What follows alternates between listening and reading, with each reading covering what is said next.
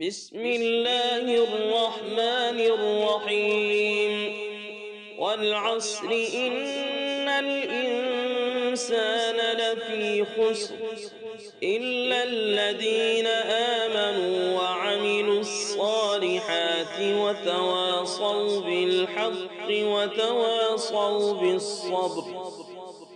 بسم الله الرحمن الرحيم ويل لكل همزة لمزة الذي جمع مالا وعدده يحسب أن ماله